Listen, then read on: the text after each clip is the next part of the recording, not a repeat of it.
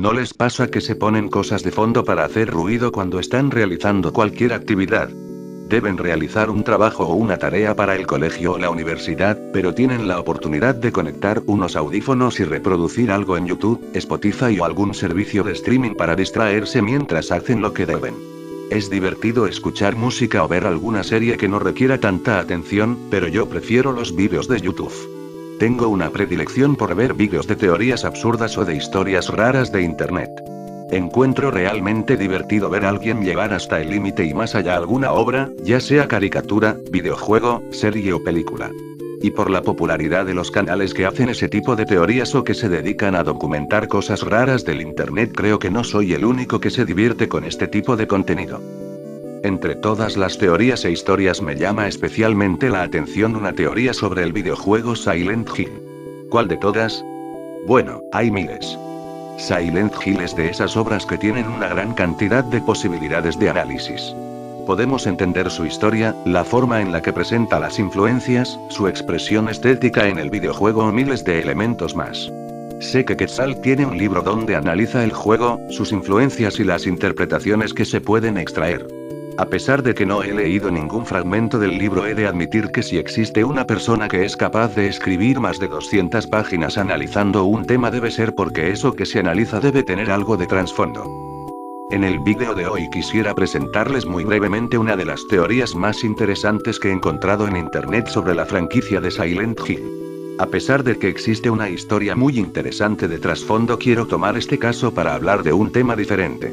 Cuando veo vídeos sobre este tema he notado que se centran en lo ridículo de las ideas y lo que está más allá de la teoría, pero quiero centrarme en algo específico.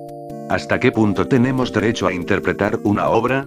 Quiero decir, tenemos una obra que puede ser más o menos artística, no me interesa la discusión de si los videojuegos son un arte, pero ¿cuál es el límite que se tiene en la interpretación de una obra?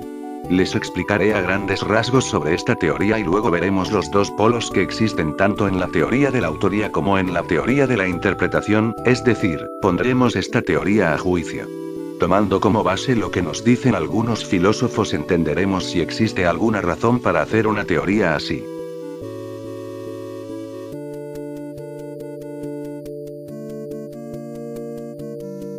Imaginen que entrar a la wiki de Silent Hill en diciembre del 2015 y leen una entrada que empieza así. Juzgando por una visita al hospital Saint Jerome, es posible que Walter haya tenido sus genitales pene mutilados desde bebé debido a una circuncisión, también conocido como mutilación de genitales masculinos.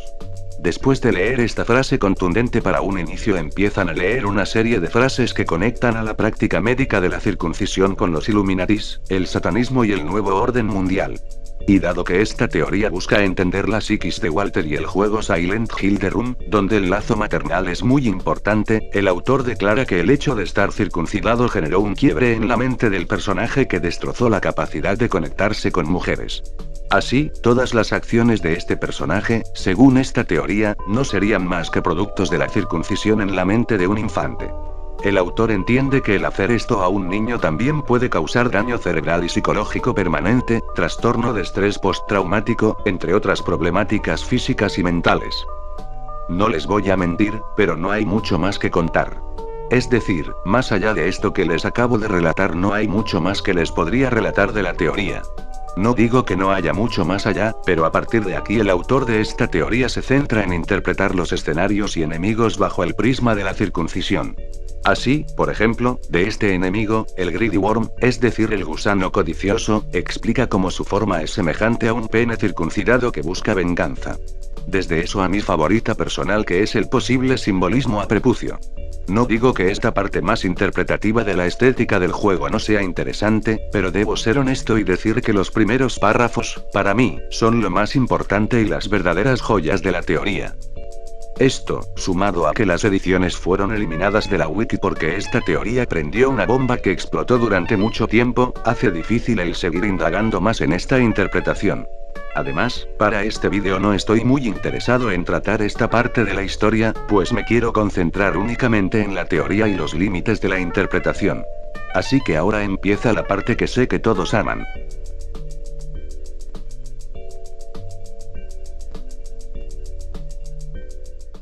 Empezaré a hablar sobre las teorías filosóficas que podrían ayudarnos a comprender todo esto. Así que pasaré a detallar dos cuestiones: si es importante la idea de autoría en una obra o puede ser obviada para generar interpretaciones, y el otro tema es buscar si existe o no límites en la interpretación de una obra. Aunque esto es solo un resumen de la teoría. Si quieren algún vídeo que indague más en el tema, hay un montón de youtubers que ya han expuesto las ideas de este usuario tan curiosos y toda la historia alrededor de esta teoría. Pues, yo quiero centrarme en lo que podemos sacar de esta misma para comprender si tiene sentido crear o no este tipo de teorías sobre nuestras obras favoritas. Ahora bien, quisiera iniciar con lo relacionado a la autoría, por lo que intentaré ser breve en la exposición de estas teorías. Así que partamos con una pregunta simple: ¿realmente es importante la opinión del autor en su propia obra? Quizás esta pregunta pueda sonar ridícula para algunas personas. Es decir, si alguien creó algo, esa persona es la más adecuada para conocer ese algo, ¿no es así? Los miembros del Team Silent diseñan los juegos, programan las mecánicas, escriben la historia tomando en cuenta de las múltiples posibilidades que pueden ocurrir al momento de jugar, entre otras muchas de cosas más que se toman en cuenta al momento de crear el juego. Entonces, si tomamos esto en cuenta, si hay alguien que es capaz de entender la historia, sus referencias, misterios y otros elementos, será el equipo que realiza este juego. Esta es la forma clásica de presentar la importancia del autor en el momento de entender la obra. Bajo esta perspectiva, el análisis estético parte desde lo que sabemos de los creadores de las mismas obras, tomando en cuenta entrevistas, declaraciones e iniciando desde ahí un rompecabezas interpretativo que intenta entrar en la mente del creador. Toda otra interpretación que tome en cuenta elementos externos a lo que se sabe del autor sería paja a la espera de ser separada para llegar al punto esencial de la obra. Por el otro lado tenemos la teoría de la muerte del autor, muy popular en la estética del siglo XX. Así que trataré de describir una teoría que tome en cuenta varias versiones de la misma. Podemos reformular la pregunta anterior diciendo: ¿por qué importaría la opinión del autor sobre su propia obra? Entendemos que es justamente el autor quien crea y conoce todos los detalles de la obra, pero ¿qué es una obra sin alguien que la consuma? Si Silent Hill no tuviera una base de jugadores tan grande y dedicada, no sería la mitad de lo que es realmente.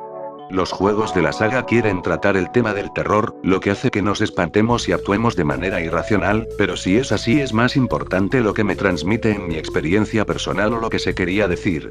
A pesar de que el creador tiene el control total en la creación y diseño de la obra, no podemos negar que la recepción es igual de importante. Saliéndome un minuto del tema, es la diferencia entre alguien que quiere escribir una historia cómica como puede ser El Quijote y todas las interpretaciones y análisis que surgen de este. Pero esta teoría no está libre de críticas. Bajo esta perspectiva, el arte no es tan diferente a encontrar figuras en las nubes. Ya que el autor se vuelve una interpretación más en un cúmulo gigante de ideas, la obra no se transforma en nada que no sea dar ideas y nada más que las propias impresiones para apoyarse. Esto nos deja dos polos para entender la función de un autor en su obra de dos maneras diferentes: o bien el autor determina el significado de la misma, o bien este se va dando en las diferentes visiones que cada consumidor tendría de la obra. Entonces, quizás hay una base para entender la razón de existir de esta teoría.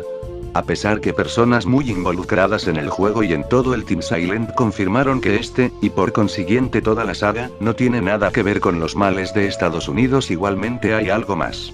El hombre fue capaz de generar una teoría e interpretar varios aspectos del juego. No estoy justificando los aspectos conspiranoicos de su teoría, pero sí admito que es interesante que varios elementos encajen bajo ese nuevo marco. Pero desde aquí se puede abrir otra duda: ¿una obra tiene un límite en su interpretación? Ya dijimos que había buenas razones para entender que la opinión del autor era relevante, como buenas razones para pensar que es irrelevante al momento de entender la obra que nos interesa. Pero una cuestión diferente es que tanta interpretación aguanta una obra. Silent Hill es una saga de videojuegos que se centran en el terror y en la experiencia humana, pero quizás no pueda ser interpretado de ciertas maneras, ¿o sí? Podemos pensar en una interpretación infinita, una obra abierta, como llamó Umberto Eco al libro que explica esta idea. ¿A qué me refiero con esto?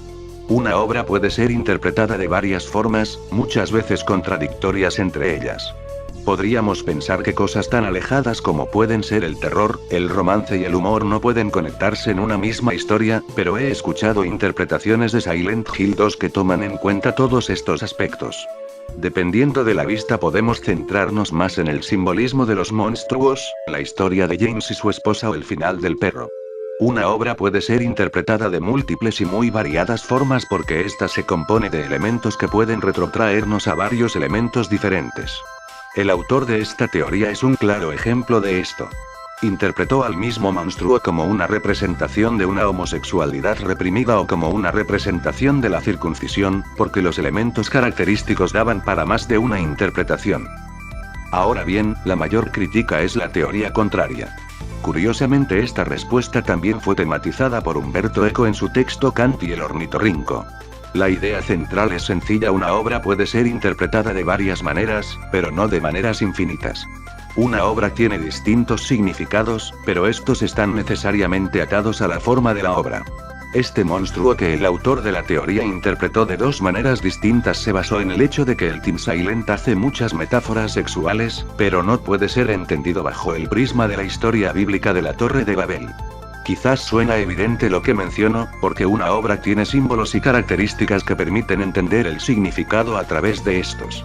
Los elementos de una obra constituyen el material que nos ayuda a generar una interpretación. Una obra tiene límites claros, la misma apariencia, referencias y decisiones detrás de la creación de la misma. Ahora tenemos otros dos polos para entender la interpretación de una obra: la obra abierta que admite infinitas interpretaciones y la obra cerrada que se basa en los elementos de la misma obra. Así entendemos que a pesar de lo que diga el Team Silent, puede existir la posibilidad de que esta teoría pueda tener una base sólida para justificarse. Sabemos lo que les gusta hacer a las personas detrás de los diferentes juegos de Silent Hill y podemos añadir más ideas que nos permitan desenmarañar el rompecabezas que es cada entrega. El autor genera una obra con unos elementos particulares que tratan de expresar algo en específico, pero una persona puede ver más allá de lo que pretendía un creador y generar una interpretación nueva y novedosa.